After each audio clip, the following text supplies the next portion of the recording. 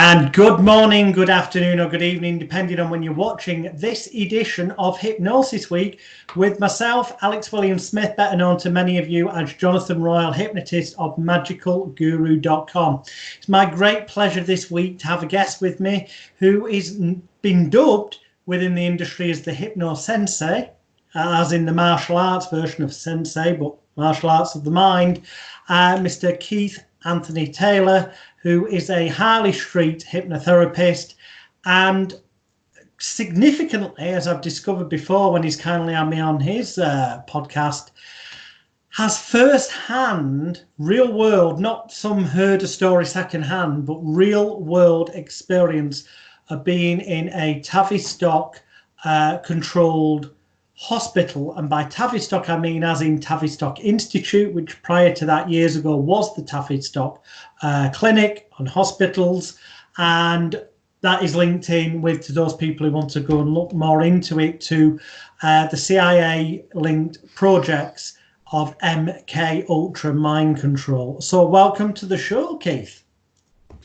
Thank you, Alex. It's great to be here. Do you like to be called Alex on this call or Jonathan? Whichever you want, because just to confuse matters, I mentioned both of them at the beginning. I know it's the madness of my life. But yeah, I mean, I've been on your podcast, so I already know a fair bit of your story. But hopefully, this show is going to reach a wider audience over the next weeks and months that it's out there in the ether of the internet. So I'm literally going to start off with this dead simple question. How, right now, you're a Harley Street hypnotherapist. How did you end up getting to this point in your life where you're a Harley Street hypnotherapist that I know established names in the business come to when they want a bit of hypnotherapy for themselves? Well, it's a long story. Because I 40 years ago, it's hard to know where to start, because for the last 41 years, I've been on a long journey of recovery, which started at the hands of the Tavistock Institute. Although at the time, I didn't know anything about Tavistock Institute. In fact, I didn't know anything about anything, because I had a really bad accident. I had just about total amnesia. I didn't even know what people were. Oh. But at that time, I was in a hospital in Wimbledon with Tavistock were there. I now know, because I've done my research, as you have, about MK Ultra and Tavistock Institute and how they have feelers in everything. I'm sure you know what I mean by that. They are really at the root of medicine in the UK, in America, throughout the world. If you go to a psychiatrist anywhere, let me take that back, because there's a lot of good psychiatrists out there, I'm sure. But if you go into psychiatry anywhere, they are putting their feelers into it, getting involved with it, and very much trying to control it. But I was in Atkinson Morley Hospital, which, if I remember, was in Cops Hill in Wimbledon. It's now been pulled down. It's turned into a housing estate, although they still retain the names, with a major head injury after a motorcycle accident, and I was paralyzed from the neck down, unable to move, unable to do anything. I was in a coma, diagnosed a cabbage, although reports vary on that, and I was not likely to last the night. So I'm a remarkable example of the power of the mind to overcome everything. And that's what hypnotists are telling everybody. You can overcome anything if you engage this. But unfortunately, the Tavistock Institute and the MK Ultra are out there fighting a battle to engage this for covert and well, I'm trying to think of the word that embodies nefarious. That's the word, nefarious words, nasty means. Nefarious means not for our good, and that's what they were involved in at the it's gone from my mind now. What was the name of the hospital? It'll come back to me. But they were in the hospital there, and the hospital itself had very good reputation for being the top brain surgery hospital in the country. But what they were doing in the background, they were doing experimentation on us, the patients.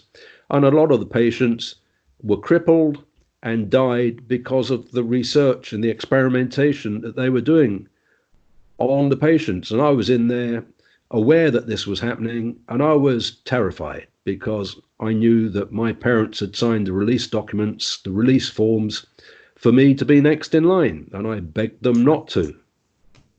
Because I said to my parents, they're experimenting on people in here. They're using us as cannon fodder. They're using us as live cadavers. And the surgeon, the doctors were standing beside me at the time. And they said to my parents, there you are, there's proof that he's nuts. He needs this to be done because he's sick. And I was, I can't use plain language because there are perhaps some teenagers and children listening to this. It certainly won't be children because my channel is marked for over 18s only.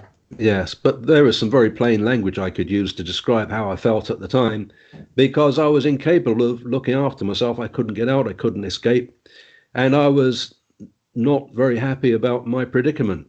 And that caused me a lot of emotional trauma that took me, and to be honest, I haven't dealt with that emotional trauma even now because I feel it right now, but I've learned how to handle it. Because if you talked to me 4 or 5 years ago, I would have been a blubbering mess.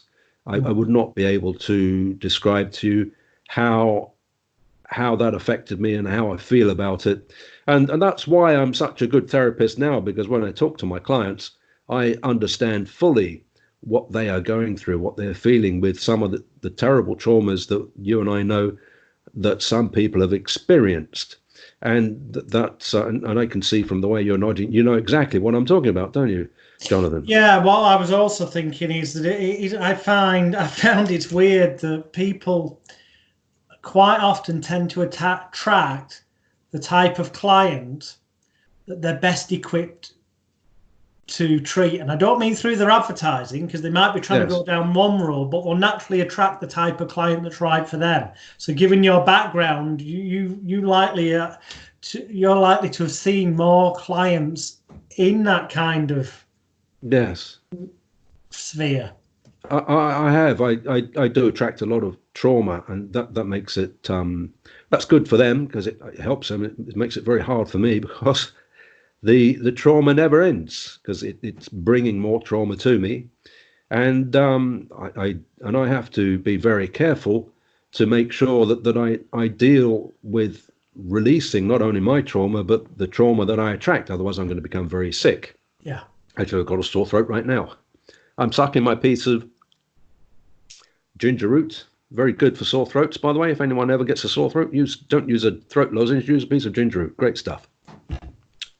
Little tip for you there. Excellent. But you know that when we get trauma in our lives, that has a definite negative impact on our bodies, and it causes sickness, doesn't it? And we have to make sure that we go to a therapist or a hypnotist or whatever kind of therapist to make sure that we can release those traumas, because it's stored in the body, isn't it, Jonathan? And eventually it releases itself as dis-ease of some kind. And that will bring you to an early demise. Like, for instance, not necessarily, but quite often, cancer. That is that stress being released in the body, isn't it? Now, I know, so some questions I'll throw at you purposely for the benefit of the people at home, because I already know the answers and you know that I know them because we've spoken before. But are you saying, for the benefit of people watching this at home, that the human mind, through stress and trauma that's not dealt with, it can lead to causing things like cancer and other things that get labelled as being terminal illnesses? Yes. That is my experience and my belief. Now, we're not allowed to, because of the 1940s Cancer Act, we're not allowed to say, so I'm saying that up front, we're not allowed to say in that context or advertise that we can offer cures to things like cancer or life, that are labelled as terminal illnesses. But in terms of this hypothetical conversation interview, are you saying that it is possible, maybe, that the power of the mind could reverse those things? I'm saying it's possible with the power of mind that we could steer people so that they take a different track. So the sicknesses are down that track, and we can give somebody a lifestyle of avoidance, so we take them down another track so they never reach those areas where they might get sick. We go down a track of avoidance rather than we don't need to think about cure. Because what if you get presented with somebody who only discovers you when it's the lowest moment as they're perceiving it at that time? They've just been diagnosed perhaps with cancer and told they've only got 6 months to live. Well, in that case, we're because of the 1939 Cancer Act, we can't talk about cure because that would be illegal. We can't talk about treatment because that would be illegal, wouldn't it? It would if we said that is the route we go. But let's just, okay, how can I put it? You see it in women's magazines quite often. The person who were given 6 months to live, and 8 years later, they are still alive and they're doing amazing things with their life. But when their doctors are approached, their doctors try and fob off what that person says was they might have done self-hypnosis, they might have done visualization, they might have done self-healing techniques, whatever. But then the doctor will fob it off as they're just incredibly lucky that they're still in remission, because obviously they don't want to admit that when you get into like 5-8 years down the line, that surely arguably that's you've overcome it. Yeah, well, it's a very difficult. We're walking on tacks, aren't we, as therapists? Because I have had clients who've had cancer and they're still alive, and I've supported them, and they're still alive. That's all I'm allowed to say. And I gave them dietary suggestions. I gave them motivation. I asked them. I always ask them. I ask them, do you want to live? And they will invariably say yes. And I say to them, do you want to start? And they say yes. And I say, let's go then. And they say yes. And I just give them ideas for dietary changes. I give them ideas for belief changes. And that's what I do. And when I do that, then I can't promise, and I don't. I say I'm not promising you anything, but I do say that if we release all that stress and release all that emotion and use forgiveness techniques, I use forgiveness techniques a lot, then that's all I can do. Could you explain what you mean by forgiveness techniques, please, for the viewers? Yes, well, a lot of the time people go through their lives blaming themselves for their failures, don't they? And they feel that they're lacking in something. They feel that they've let themselves down. They feel they've let other people down. They feel they could have done better. But I always use this phrase that all you can do is all you can do, but all you can do is enough. But we're never done. When it's never over until it's over is another phrase that I use. And when I'm with a client, we use these metaphors all the time. If we keep bringing out these metaphors and the client is listening, then it just keeps the door open, doesn't it? Because we can make up these metaphors until the cows come home, don't we? And it keeps the door open for the client and gives the client the idea that more specifically, Lou, in terms of what you said about forgiveness, how do you get them? What sort of process do you do, or techniques do you use to get them to forgive themselves in the context of what you just said? Forgiving themselves. Well, it's not too difficult. It's just a matter of, I use the mirror technique, looking in the mirror and saying to them that they're a good person and loving themselves, giving themselves a pat on the back and letting them know that they're okay. and the child within, and that kind of stuff. Anything like that is a step towards forgiveness, isn't it? Forgiving them. They blame the people very often when their family die and friends die. They think that it's something that they did or could have done or should have done. Like my father is dying now, and I could blame myself for the food I gave him a few days ago. That could do all kinds of things like that, but I don't do that because I know I'm not at fault. So I don't need to forgive myself because I know that I'm not at fault. But other people don't see it that way, and you just have to talk to them about what it is that they feel guilty about, and let them understand that they're not guilty, and so they can forgive themselves because they were not guilty. Do you do this? Is this stuff that you do in an eyes open waking state, or is this stuff that you do when you've got them in trance? Well, a lot of the stuff I do is eyes open. It's just talking. Very often I get one of my downfalls is that people tell me I've fixed them before I get to the appointment stage. And I must stop doing that because I don't even realize I'm doing it. Well, that's certainly the kind of that's the kind of feedback you want, though. I mean, Yeah. so is that what you would call? Because what you've described to me sounds like very solid therapeutic techniques, as opposed to the winky wanky, and I call it winky wankiness of conversational Ericksonian hypnosis. Because personally, I think Erickson was a shit hypnotist. But anyway, Yes. it's my personal. I originally became a hypnotist because people said to me that Keith, you must be a hypnotist, and I always thought they were saying I'm just boring.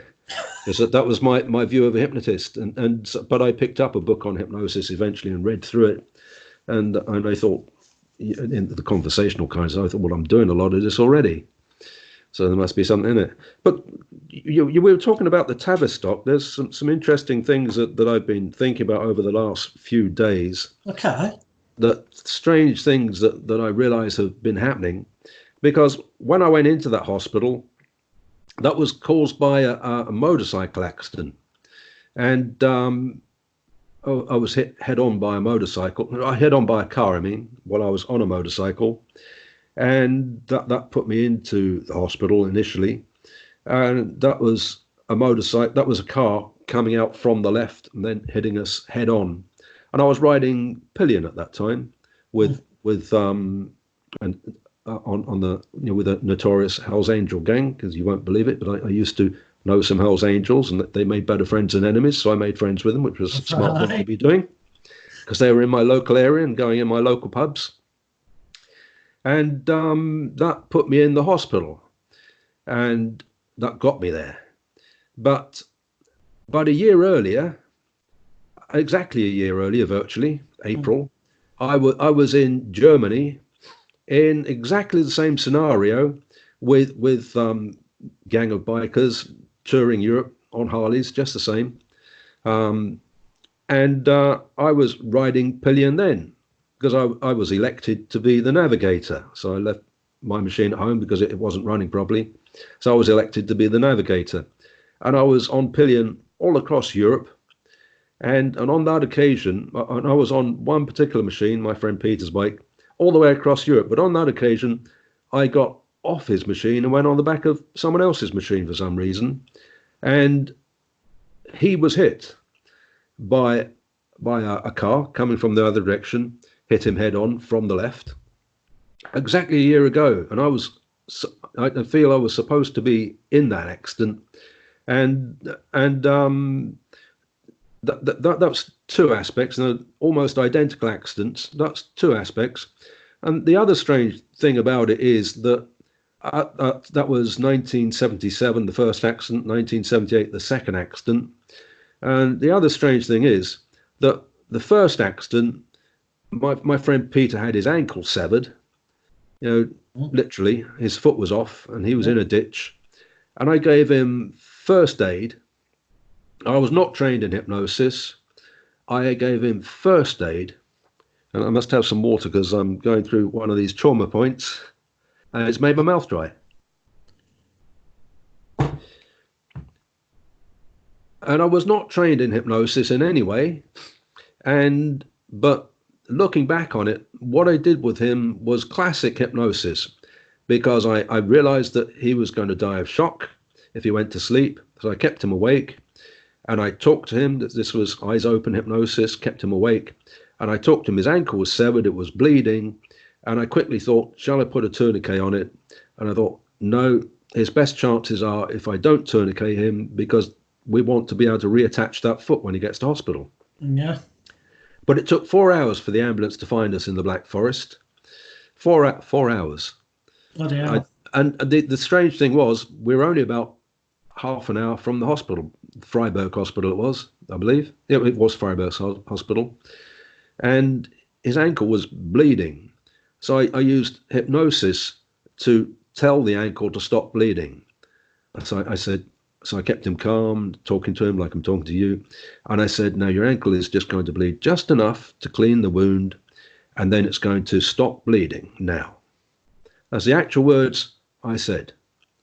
So I watched it bleed just a little bit, cleaned the wound, and I said, stop bleeding now.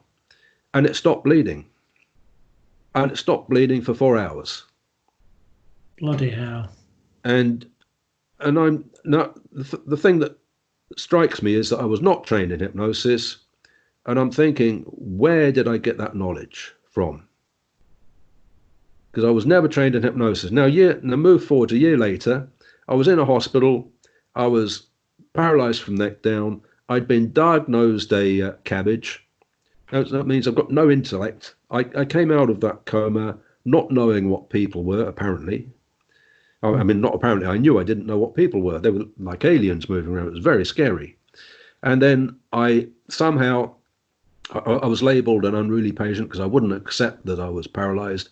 And they wouldn't teach me how to walk after I did start to get the feeling back in my body using mirroring techniques and using NLP. I knew nothing about. In fact, NLP hadn't even been invented in 1978. But I watched people walking around the ward, and I thought that looks pretty cool. So I watched everything they were doing. That looks pretty cool. Yeah, I listened to the way they were talking because I couldn't speak either. And I just copied everything they were doing, and I sort of locked it into my mind and mirrored it. And then obviously I got walking again. I fell down a lot as well. So you fall down 9 times, you get up 10 times, got a lot of bruises. And then when I was walking around the ward, there were people that couldn't walk. And I saw the way that the PhD doctors and were getting these people to their feet and then just let them go, and they were falling on the floor and they couldn't get them to walk. So I went around and I watched this and observed what they were doing, and they were, can I say assholes? They were assholes. They were assholes, the way they were treating these patients. And I just went around the wards and I talked with the patients, and as a hypnotist does, and I talked with them, and one of them, I got him to walk again. He walked the length of the ward with me, and his legs would have been atrophied because he hadn't been walking a long time. Yeah. But I got him to walk again. And the question I have in my mind was, I was brain damaged. I had complete amnesia, and I was using classic hypnosis skills. Where did I get that knowledge from?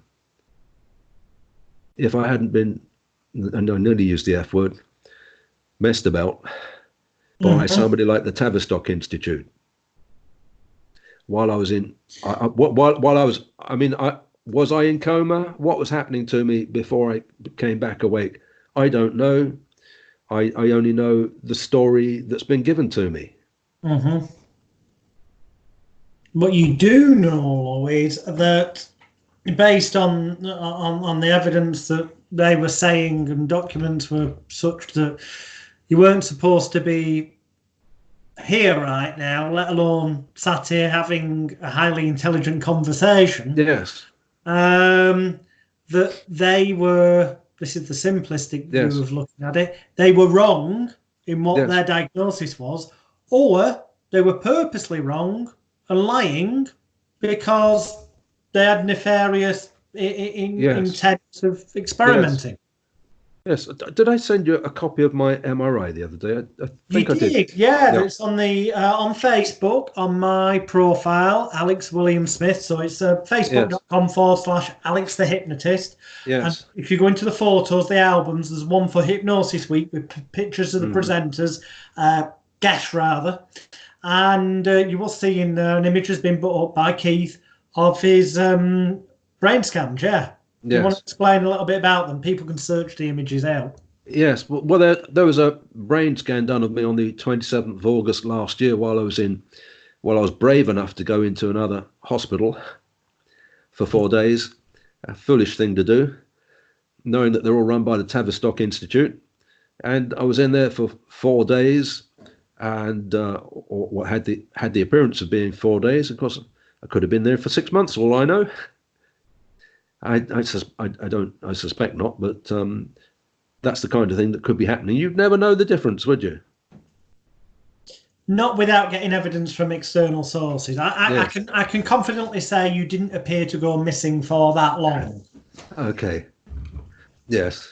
But I was in there for 4 days, and they did an MRI while I was there, or CT scan, or whatever it was, and it appears to show that from what the neurosurgeon Professor Kopp, he's a German, says that I have 80% brain damage. And a friend of mine in the USA looked at that, and she said, "God, Keith, she's a medical student. She said you should be blind and deaf and really sick based on what she saw. And that was only one slice of the brain. I've seen it from top down and I back mean, to that front. proves the power of the term that gets bandied around now, neuroplasticity, and the Yeah. studies that are now showing. They used to say if you lost the use of a certain area of the brain, that Yes. function was screwed. But now they're Yes. showing that other parts can take over, and clearly you, by focusing and not giving up, Mm. got your brain to take over those functions. Well, I said to them at the time, 41 years ago, 1978, I said, well, I'll rewire my mind. And they said, you're nuts. And we didn't call it neuroplasticity back in. They discovered it years later with after doing lots of brain surgery experiments on people. Mm-hmm. But they were doing all the brain surgery experiments on people in that hospital at midnight. They would wheel the beds out, and I used to say, "Why are you doing this at midnight? You know, why don't you do it during the day?" I said, "With saving power and stuff." But they wheel the beds out, and a lot of them would never come back. And those that did come back, I'd have been chatting to them during the day, and then they'd come back, they couldn't talk anymore, or they were blind, or they were crippled. And then they'd stay there a couple of days, and then they'd vanish. You'd never see them again. I totally believe you. There will be some people watching this, Lou, are thinking, oh, this sounds like the plot for a film. Let me tell you, ladies and gentlemen watching this, do your research on MK Ultra. Do your research on the Tavistock Institute, on what it really is, and the predecessor, the Tavistock Hospital, well, Tavistock Clinic as it was. I cover those subjects a little bit in my documentary, Extreme Danger, Extreme Hypnosis. But Keith has had first-hand experience, and my research shows this genuinely was taking place. And I would argue, if I had to bet money on it, is still taking place. Of course it is. They're experimenting, putting electrodes on people's brains and all kinds of. And I think to myself, how many of these people are doing it voluntarily? When I was in it was Atkinson Morley Hospital, there was a rehabilitation centre next door called the Wolfson Rehab Centre, and I went into there to be rehabilitated and supposedly to teach me how to walk. And that was very odd because I walked in. I'm thinking, why are they teaching me how to walk in a place I'm walking into? And it was, and they also supposedly I was going in there to be taught how to speak. But I'd already taught myself how to speak again while I was in the hospital next door, which is another very odd thing. And I stayed in there for a number of weeks, being very closely monitored. And it was very much a prison environment, it was. It was a very strange environment.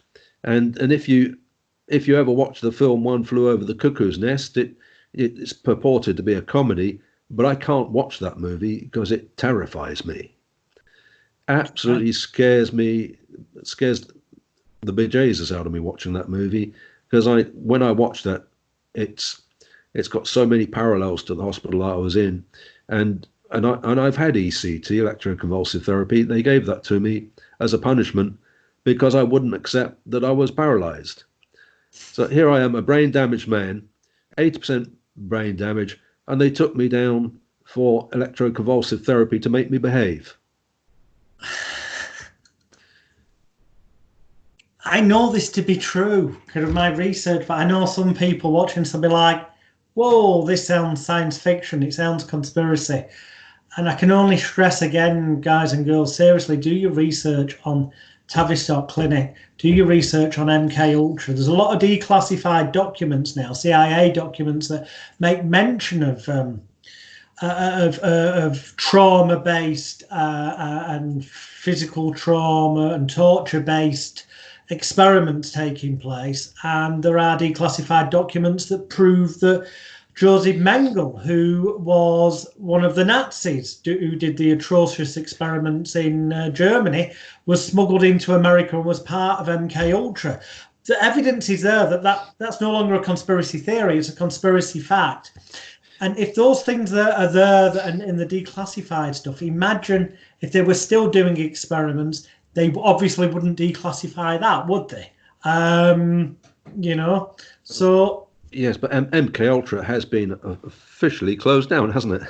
Yeah, but they closed down. There were things before it. There's been so many offshoots, different names.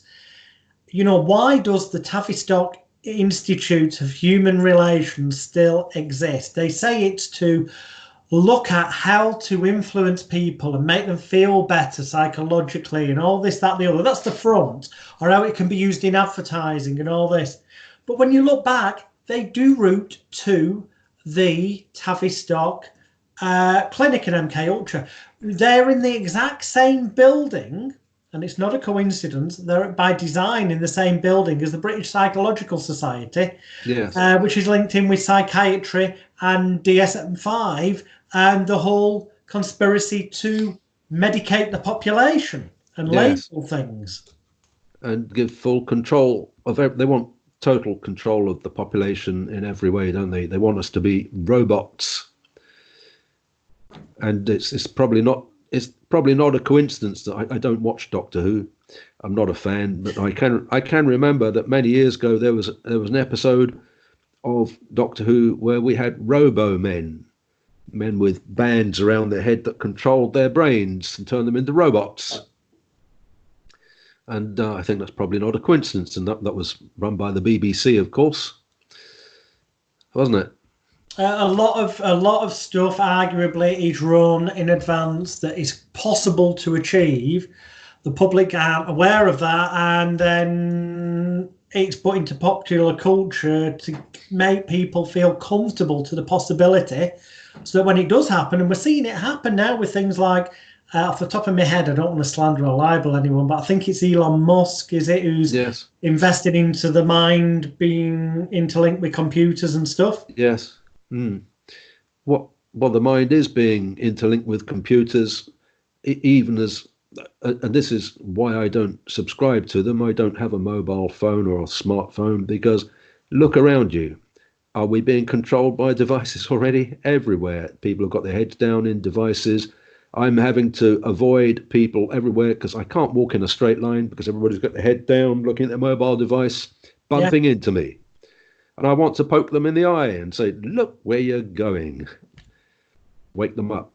Well, they've been turned into sleepwalking zombies, which is, it's no coincidence. That's why the subtitle of my documentary is, it's time for the sleepwalking zombies to wake up. A lot of people have got the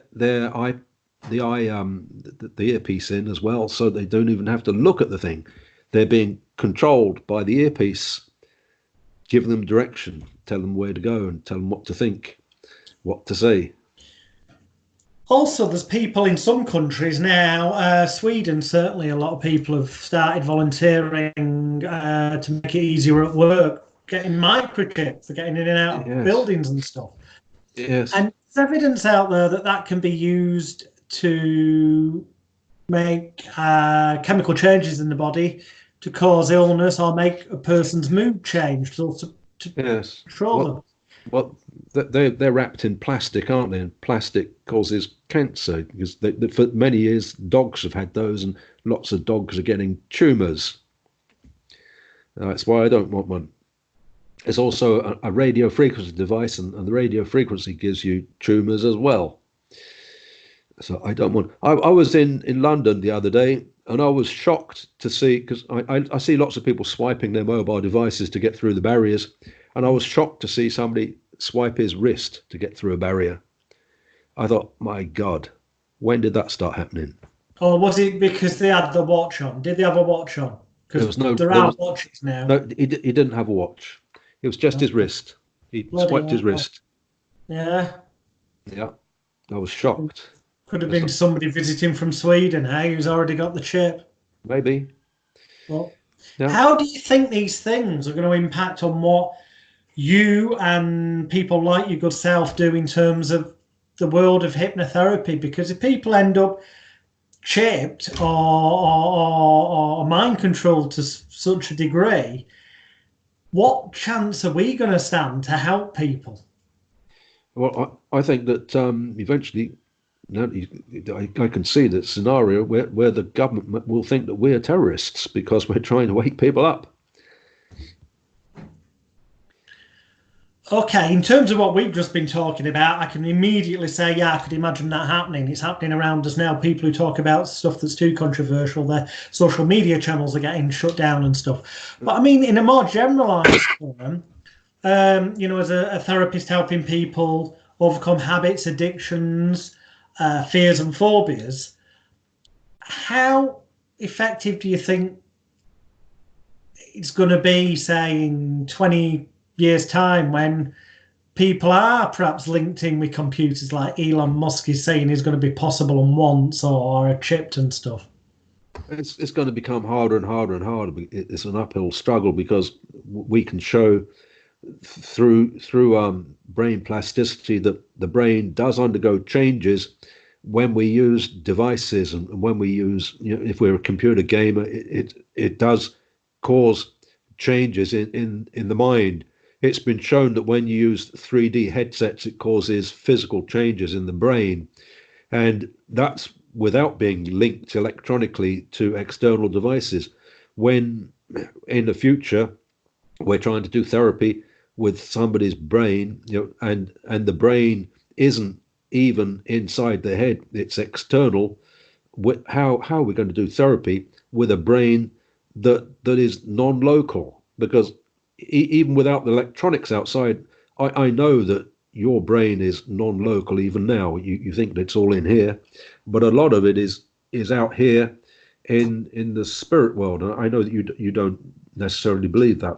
I don't believe in the psychic sense, but I do believe in the quantum physics sense. Yes, that's what this body, I do believe that when I die, the body will get buried or burnt or whatever, but that I'll still be the essence of me will still exist in some form.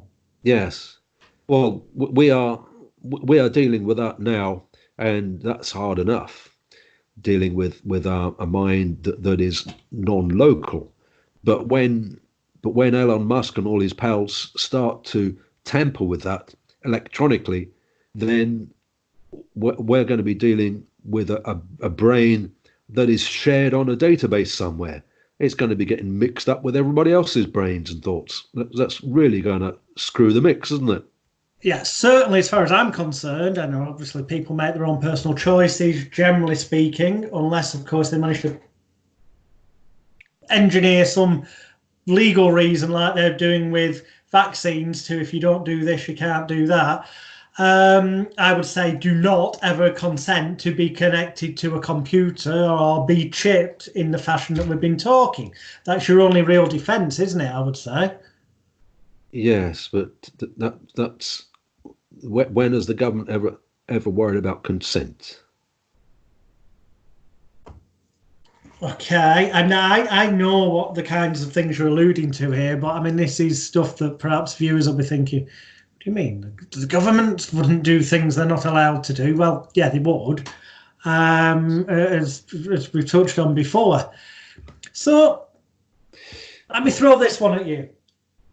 The media, which is controlled largely by the money men of the world, which is the elites, which are the people who use things like, MK Ultra studies and all that kind of stuff, or in more recent times, Cambridge Analytica, which was linked, the parent company being Strategic Communications Laboratories, SCL. Yes. They rigged the elections through manipulating people's emotions. Would you say that rather than us as therapists actually hypnotizing people, that we're arguably more waking them up because those other things are the things that are hypnotizing them? Well, I'm always trying to wake people up. It's yourself, it's very hard to wake people up when they've been seduced for so long by technology. You know how much people are seduced by their smartphone. If you're in a conversation with somebody, how long does the conversation last when the smartphone beeps? The head's straight down, isn't it? If you're in a therapy session with somebody, you've got to tell them to turn it off. But when you see the look on their face when you tell them turn it off, they don't like it, do they? Well, there's now a DSM, or they label everything, don't they? DSM, Diagnostic Statistical Medicine. Mm-hmm. They've now given it a label: smartphone addiction. Mm-hmm. I've forgotten what the actual label is, but there's now an official DSM-5 label for it, so that they can prescribe. Obviously, the reason they have to do that, because once it's in DSM-5, they can prescribe drugs and make money out. Yes. Yes. Rather than what you would do, I imagine, as a therapist, from the conversations that we've had before, you give people the willpower and self-worth within themselves to not need an extra like on their Instagram post to make them feel better, actually make them feel good within themselves. Yeah. It horrifies me, the thought of I haven't got one. It horrifies me, the thought of taking possession of a smartphone. I would be nauseous. The thought of carrying a smartphone, let alone the idea of being irradiated by it, because they give you cancer. They are so bad for you. But I can't even escape it now, with 5G being all over the place on every single lamppost and beaming down from all the satellites. That is the government giving us, radiating us without our consent, because they didn't ask me. As I've never had a smartphone or a mobile phone because I don't consent to being irradiated by it. But so they've decided, well, okay, we're going to do it to him anyway, whether or not he likes it. For those people who don't know, 5G technology is not just a faster version of 4G, meaning you get your videos quicker, although that you would get your videos quicker, for example, without buffering. The reason is because it's not the same, it doesn't work the same way as 4G or 3G. It's what they call millimeter wave technology, which, if you do your research, has been used on the battlefields with military as a weapon to purposely disperse crowds and stuff, or to burn the skin surface of people. And there is evidence out there, for those who bother to look for it, that it does cause terminal illnesses rapidly. Because it's pulsed. Yeah. And, don't take our word for it, my word or Keith's. Actually, look, the evidence is there if you search for it, but you're being distracted away from that. You won't see the majority of the mainstream media saying 5G is bad, because they make loads of money from advertising from the companies that are bringing this in. And also they're controlled by the governments that want to allow this to happen. And it's all part of Agenda 2030, which is to depopulate the planet, yeah? It's for takedown of the population, and it's for surveillance, because they can see you in your homes, because we light up like Christmas trees under 5G. because of all the metals that they've sprayed in the atmosphere, which we've all ingested, breathed in, and you look like a fluorescent light when you're under 5G phased array radar systems. And there's going to be people watching this thinking, bloody hell, Jonathan Rowe's lost the plot, and that guest he's got on, he started off at the beginning going, he's a highly respected hypnotherapist, he's got a Harley Street clinic. Other people in the industry go to him for therapy sessions, and they do, because I've seen the feedback online from named established colleagues going, thanks for that therapy session, thanks for the relaxation. All of that's true, people who've not encountered Keith before. He does, and it continues to do those things. What he's saying isn't batshit crazy. He's lived it firsthand. What I'm saying and Keith's saying gets labelled as being conspiracy theories by the people that have got something to hide. And those people, sadly, to the mass populace, the newspapers, they wouldn't lie. Politicians, they wouldn't lie. Well, yes, they bloody well would. Do some research and you'll see what Keith's saying is true. And I've lived it since 1970 when I entered industry in the electronics world with a government company. Oh, okay. Tell us a bit more, as much as you can do, that is. Well, I joined, I left school aged 15 and joined a company as an apprentice and walked into a completely different world, because in school we were using pencils and notepads and had a limited view of the world because we'd been dumbed down by education. Mm-hmm. And then I went into industry in a factory called Mullard's, which was an electronics company where we made cathode ray tubes for televisions and cathode ray tubes for radios. And we were also making image intensifiers for the military and radar equipment and microwaves and that kind of stuff. So we're also doing a lot of very high voltage, very high frequency weapons in there. And so I learned from a very young age the dangers of radio, and I was taught straight away that there is no safe level of EMF, RF, or microwave. And we learned lessons. The first lesson I learned when I went into the lab was to remove all metal from my body. No coins, no necklaces, no rings, because they get very hot very quickly and they attract the radiation. Mm-hmm. And so this was opened my eyes, because I'd never thought that a transistor radio could injure me before that. But this was a concept that I was suddenly hit with, that I could be injured by something as innocent as a transistor radio. Those pocket radios we used to carry around with us, little tiny things like that. Yeah. These were giving off rays that could injure you. I'd never heard that in the media.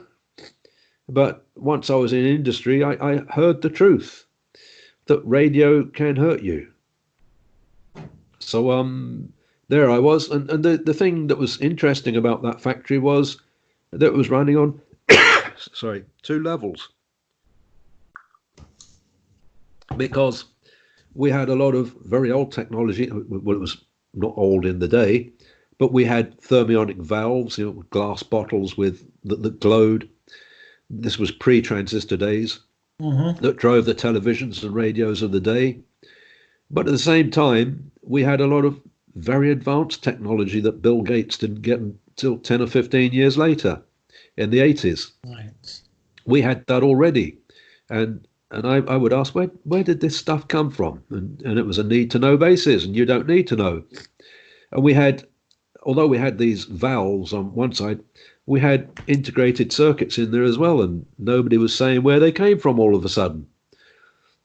Because we in that factory, we were just discovering transistors, just discovering them, and we had integrated circuits as well. So if we only just discovered transistors, how come we had integrated circuits as well? We also had we were building image intensifiers for the military. This is very sophisticated kit, and even as a 15-year-old, it was obvious to me that this could only have come out of Roswell or somewhere like that. Okay, that's interesting because on another edition of Hypnosis Week, I'm going to be interviewing Spiros Malaris, Yes. who Good famously in recent friend of years. mine. All right, you know Spiros, excellent. Yes. Well, he's come clean and admitted that he hoaxed the famous alien autopsy video that a UFO buffs believed, a lot of them believed anyway, for years, was proof of an autopsy being done at Roswell. But it now turns out that it was a biggest hoax of all time, and Spiros will be going into how he pulled that hoax off. But I've asked Spiros the question categorically: does he believe, law, that because that was a hoax, that means nothing ever happened at Roswell? Does that mean there's no such thing as aliens in the context of that thing? And interestingly, he said, well, nobody can really say that there's not life somewhere else, and that, nobody knows for sure. So it's still inconclusive. Are you saying that you believe that you were dealing with technologies at the time the general public didn't know about and therefore could only really have been deemed alien, shall we say? Well, I'm saying that we had a dual standard there. There were technologies there that the where it came. Whoa, hang on. Can you hear me? You've gone silent, your mic. I cannot hear you. I can hear you messing with your mic, but only when I asked you that question did we lose sound from you.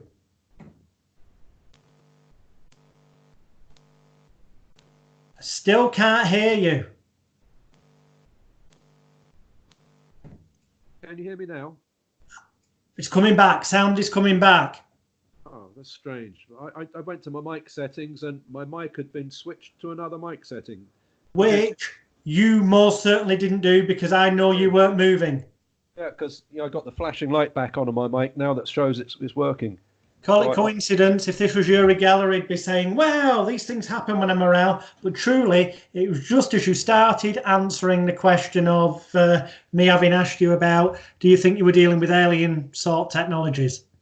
Well, what I think is obvious of interest to somebody. Yes. Who doesn't want us to be talking about this kind of thing? Because I do think that I think I've been tracked all my life by what I don't know is why anyone would be interested in tracking me. I'm nobody. But maybe I was just randomly picked at birth and they decided let's use him.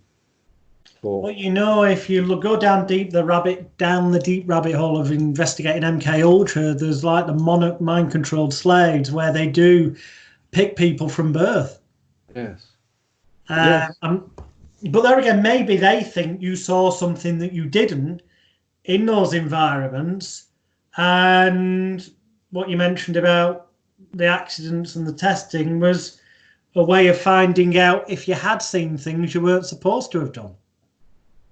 Yes, maybe I was more aware of my surroundings than I should have been, because I'm quite an intelligent person.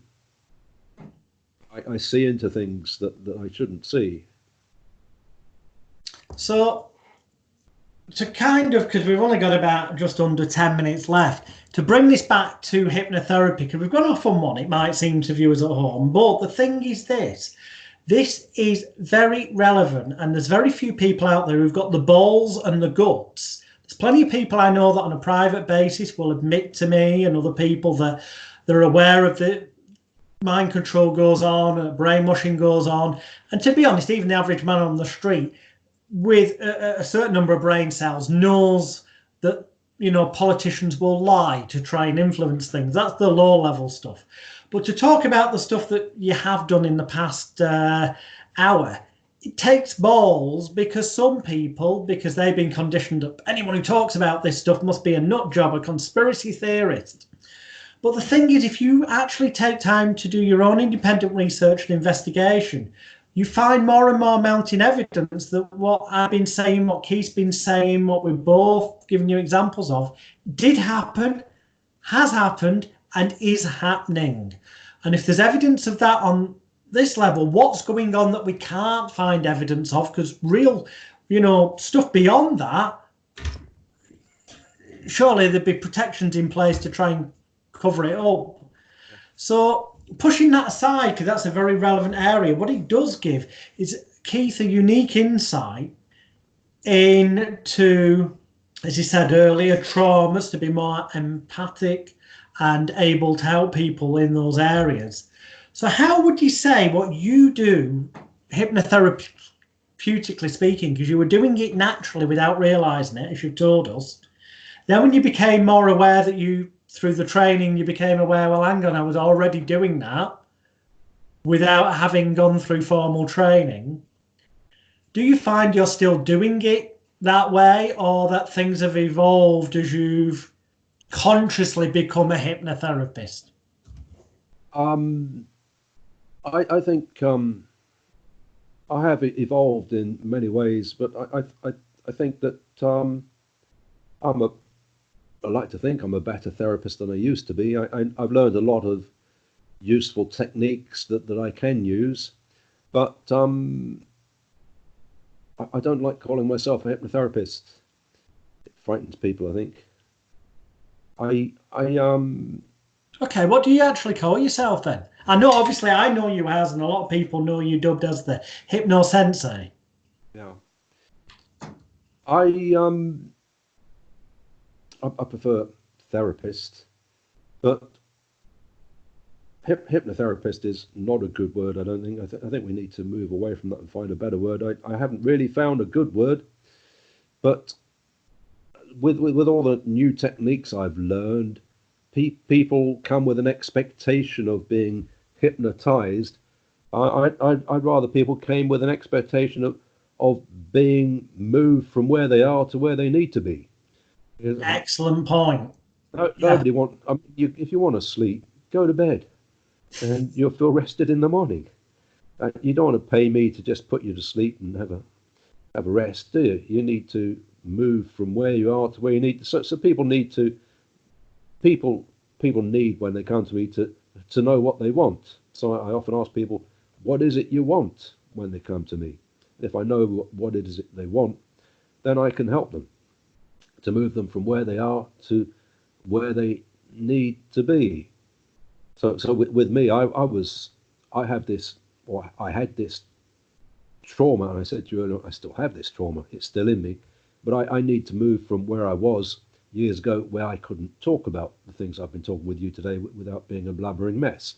So I needed to move from that state to a position where I was able to sit here and talk to you about my experiences without being a baby the way I used to be. And so I just had to sit down and say to myself that you're bigger, you're stronger, you're better than this, you can do it, Keith. And I'm putting it very simply, but I had to go through that process in my mind, giving myself a mantra, getting myself from where I was, seeing myself, talking to you today, Jonathan, about my experiences, staying calm, collected, and delivering a great, I hope, interview with you. Yeah, oh, most definitely. I mean, there are going to be inevitably some people who watch this who will just not entertain the idea of the reality of the existence of the stuff we've been talking about, and as such they will shut themselves off from going away and exploring, and they will just label both of us as nutjob conspiracy theorists. Yeah. Fortunately, we both know that and accept that. But for those of you, we're not saying you have to agree with us, but at least do some independent research. Well, unfortunately, Spiros is one of them. I love Spiros to bits, but he's sent me messages that the things that I know I've imagined didn't really happen. I've had a near. I've seen those messages, and in fairness, because we don't want to get into, he said that I've seen some of those on a thread, and what he actually said, I know it could be misread, but what he actually said was, do you not think that it could just be that you imagined it?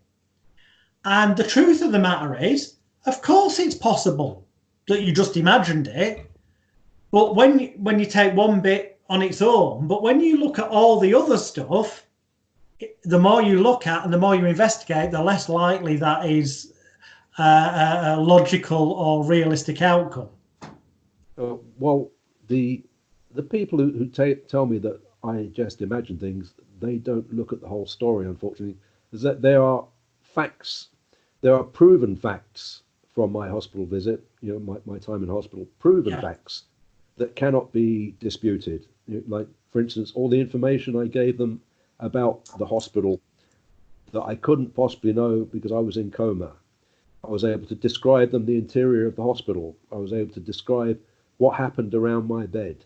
Mm-hmm. And I was in coma. I couldn't possibly know any of that unless I was remote from my body, unless I was walking around the hospital, looking at what was going on around in the hospital. And no, many people who've had near-death experiences are able to do this. They couldn't do this while they're in coma unless their essence was physically walking around the hospital. Can I throw one at you? Is it possible, do you think, maybe? And I'm not discounting the out of body thing because, I wouldn't discount anything. But given the links with Tavistock, is it not possible that actually at some point the reason you remember stuff that you're not supposed to according to the paperwork and stuff is because you actually were walking around and looking at the stuff in the physical form as you are now? It's just that you weren't able to consciously recall that you were doing that in a physical form because of some form of experimental drug or something they were testing out.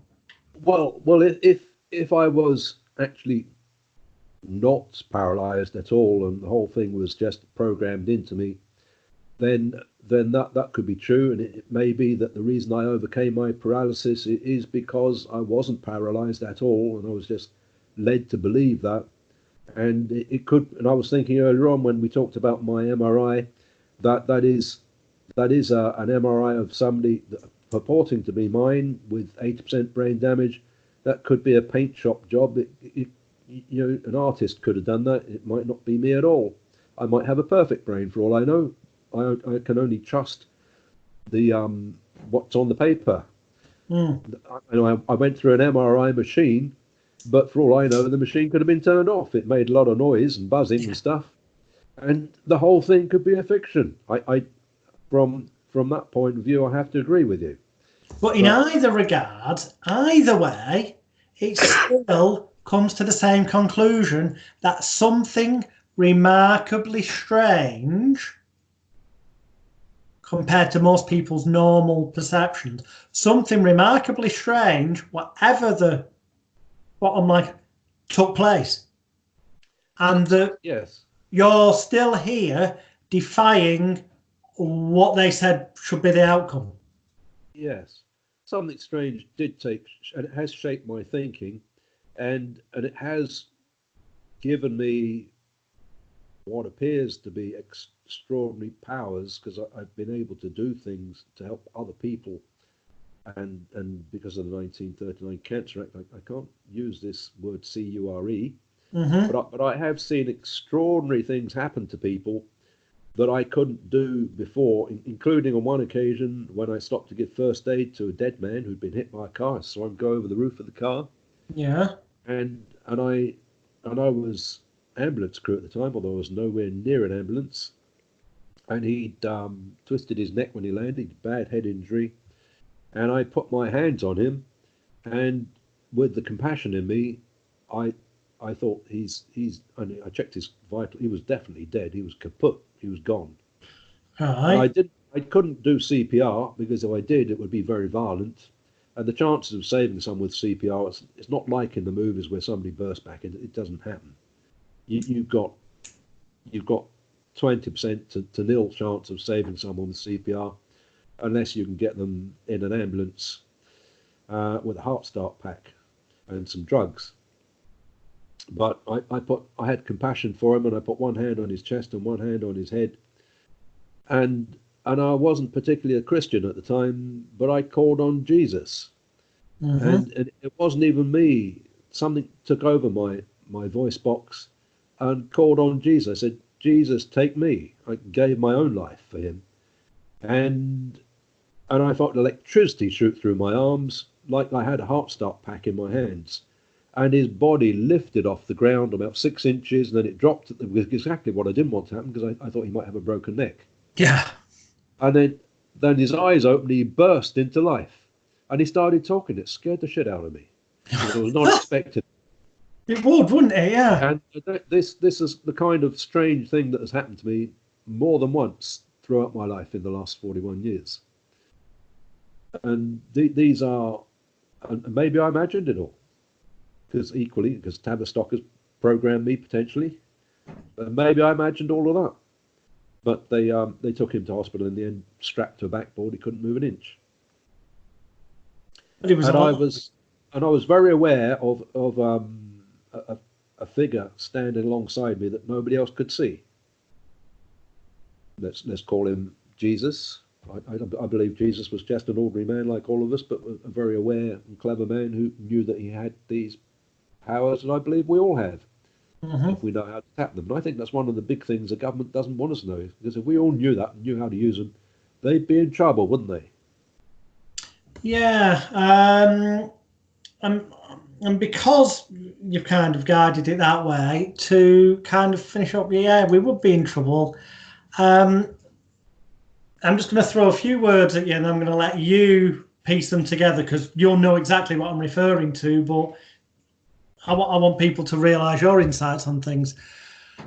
There are conspiracy theorists, as the people who want to label us would probably term it, who say there is evidence that chloride can cause crystallization on the pineal gland, which some people refer to as the psychic third eye area, and that the reason for the crystallization to be caused purposely through fluoride in water, fluoride, I mean, in water and toothpaste and such like, is because they want it crystallized because it stops people being as spiritually and consciously aware of how they're being controlled and manipulated.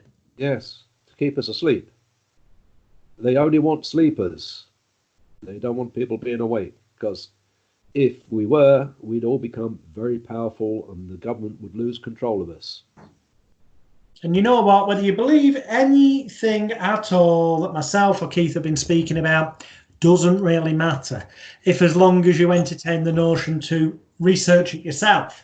But even if you don't do that, or it still boils down to this at the end of the day, what I said at the top of the show is still 1,000,000% true, and the evidence is out there that Keith is approached by people who are in this industry, experienced therapists themselves, when they want to deal with their issues, and he's got a massively big success rate. So whether you believe in all the Tavistock stuff or not, irrelevant. Whether you believe in the conspiracy stuff or not, irrelevant.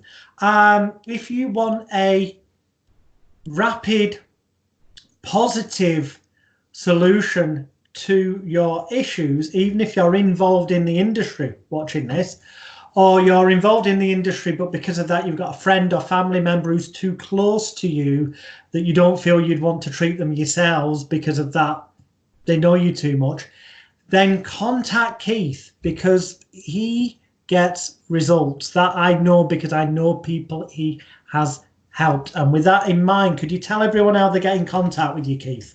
Yes, quick way to contact me is by phoning me on 0208 664 9595. That is a landline. I don't use a phone, and I don't use a smartphone, I mean. That's 0208 664 959. And you can email me at hypnosis@uwclub.net. Hypnosis@uwclub.net. And give you the phone number again, 0208 664 9595. There's also my website, which is hypnosensei.co.uk.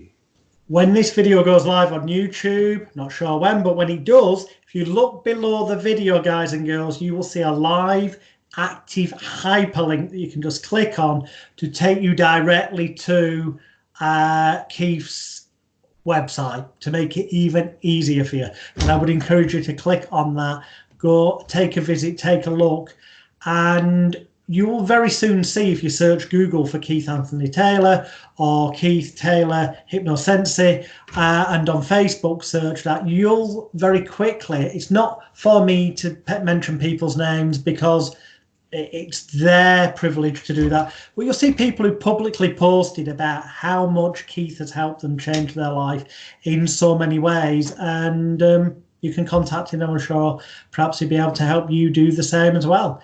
Thank you so much for being so honest, having the balls to talk about stuff that most people wouldn't.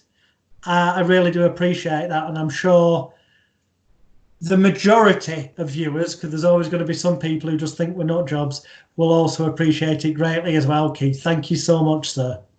Thank you very much, Alex. It's been great to be on the show. I look forward to listening to all of the other shows that you're going to have, particularly Spiros. That's going to be a great show. Thank you very much. Bye for now.